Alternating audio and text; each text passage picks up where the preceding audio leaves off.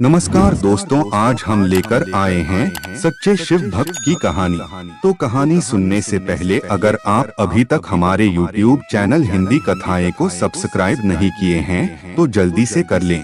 शंकर एक अनाथ लड़का था। उसको जंगल में रहने वाले शिकारियों के एक गिरोह ने पाला था। उसके पास कोई औपचारिक शिक्षा भी नहीं थी। वह केवल एक चीज जानता था कि उसे कैसे जीवित रहना है, शिकार करना और उनको मारना तथा जंगल के फलों को खाना और नदी के पानी को पीकर अपने आप को जीवित रखना जानता था। एक दिन वह अपना रास्ता भटक गया और उसने देखा कि कुछ लोग नदी के किनारे पर बने एक पत्थर की आकृति के चारों ओर जोर जोर से चिल्ला रहे हैं। कुछ लोग उस पर फूल, फल और नारियल चढ़ा रहे हैं। शायद उसने सोचा यह कोई मकान होगा जिसमें लोग रहते होंगे, पर यह एक प्राचीन मंदिर था। लेकिन शंकर ने इसे पहले कभी नहीं देखा था, पर इसके बारे में जानने के लिए वह काफी उत्सुक था।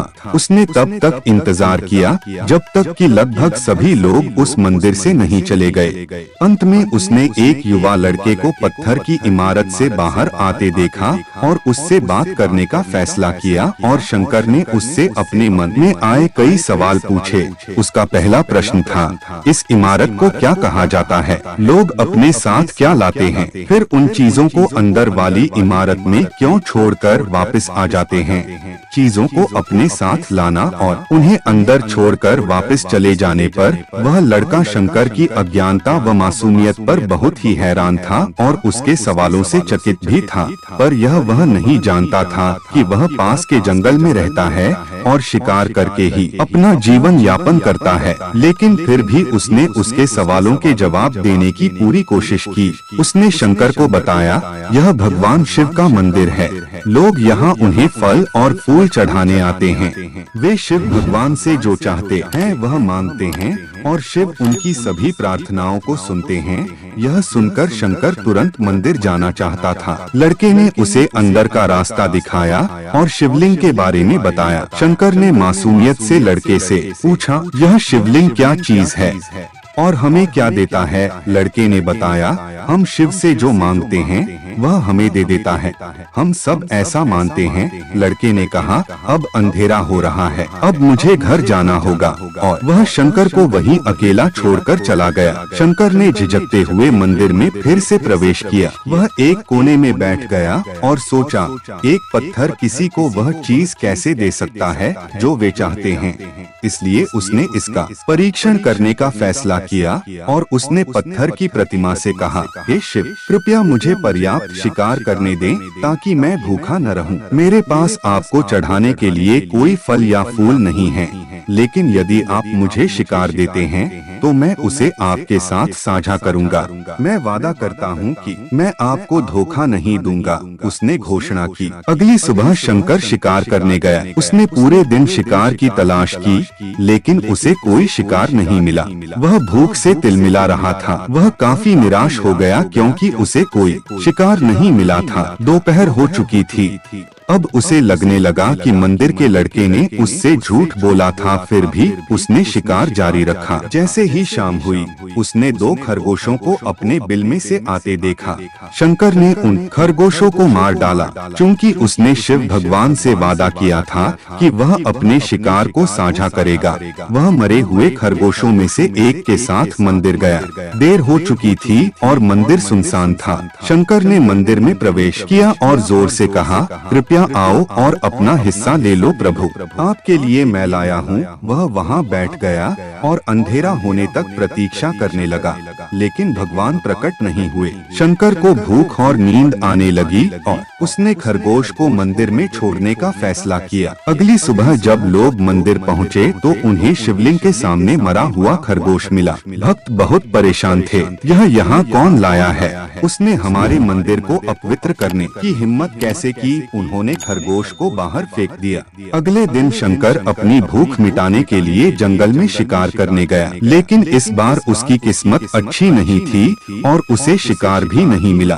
उसने सोचा, आज रात को मंदिर जाना चाहिए और शिव से पूछना चाहिए कि उनको खरगोश का भोजन कैसा लगा। शंकर यह पूछने के लिए मंदिर गया। जब वह मंदिर पहुंचा तो उसके आश्चर्य का कोई ठिकाना न रहा। उस रात मंदिर में लोगों की काफी भीड़ थी। शिवरात्रि की रात थी, लेकिन अबोध शिकारी लड़के को इस बारे में कुछ भी नहीं पता था। शंकर ने चारों ओर देखा और उस युवा लड़के को देखा जिसने उसको मंदिर के अंदर शिव से प्रार्थना करने के लिए कहा था। चूंकि उसे इतने सारे लोगों के आसपास रहने की आदत नहीं थी, उसने वहीं रुकने का फैसला किया और पास के एक बेल के पेड़ पर चढ़ गया। यह एक लंबा इंतजार था और समय बिताने के लिए उसने पेड़ से पत्ते तोड़कर जमीन पर फेंकना शुरू कर दिया। उसे अज्ञात पेड़ के नीचे एक छोटा सा शिवलिंग था जिसकी पूजा लंबे समय से नहीं की गई थी। शंकर के द्वारा फेंके गए बेल के पत्ते उस शिवलिंग पर गिरे। शंकर भजनों से मंत्रमुग्ध हो गया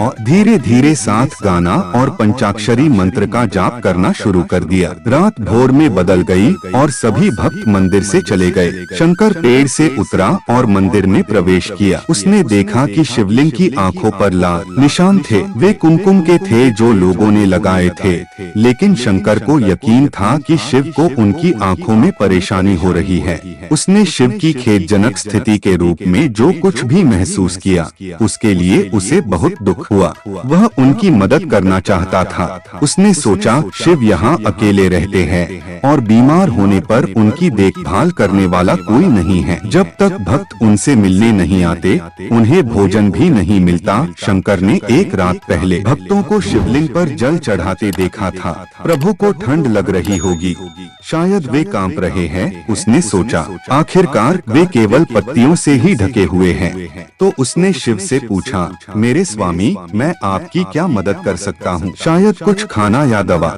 मैं आपकी सेवा कैसे कर सकता हूँ? शिव ने उसे कोई उत्तर नहीं दिया। शंकर ने सोचा भगवान वास्तव में बहुत बीमार है, क्योंकि वह अब उत्तर देने में भी असमर्थ हैं। वह तुरंत जंगल में गया, कुछ औषधियाँ जड़ी बूटियों को लाया और लाल निशान पर उनका लेप लगाया, लेकिन कुछ नहीं हुआ। उसने कहा, लगता है कि ये अंधे हो गए हैं। मुझे प्रभु को अपनी एक आंख देनी चाहिए ताकि वह ठीक हो जाए। यह निश्चित रूप से उन्हें खुश कर देगा। उसका दिल पवित्र था और उसने वहाँ शिव के हाथ में रखे त्रिशूल को उठाया और त्रिशूल को अपनी दाहिनी आंख की ओर ले गया और अपनी आंख को निकालने का प्रयत्न किया। शंकर अनपढ़ था, उसे मंत्रों या पूजा के उचित तरीकों का कोई ज्ञान नहीं था, लेकिन उसकी भक्ति की कोई सीमा नहीं थी। जैसे ही वह अपनी आंख निकालने वाला था, शिव अपनी पत्नी पार्वती के साथ प्रकट हुए। उन्होंने पार्वती से कहा, इस भक्त शंकर ने अनजाने में शिवरात्रि पर उपवास किया, बेल के पत्तों से मेरी पूजा की और साबित किया कि उनका दिल बेदाग व पवित्र है। मैं अपने इस भक्त पर काफी प्रसन्न हूँ। शिव भगवान ने शंकर से कहा, तुमने मुझे अपनी मासूमियत के कारण जीत लिया है। प्रभु ने मुस्कुराते हुए कहा, लोग मुझसे हर समय झूठे वादे करते रहते हैं और कुछ न कुछ मुझसे मांगते रहते हैं, पर जैसे ही उन्हें मुझसे मांगी चीज मिल जाती है तो वे मुझे भूल जाते हैं। दूसरी ओर तुमने मेरे साथ एक सच्चे इंसान की तरह व्यवहार किया और यह वास्तव में बहुत ही दुर्लभ है। अब से तुम मेरे इस संसार में सबसे बड़े भक्त माने जाओगे और तुम्हारा नाम मेरे साथ सदा जुड़ा रहेगा। तुम कई सदियों तक जीवित रहोगे। इस बात को कहकर भगवान शिव व मां पार्वती अंतर्ध्यान हो गए। तभी से लोग शिव के साथ शंकर भी लगाने लगे।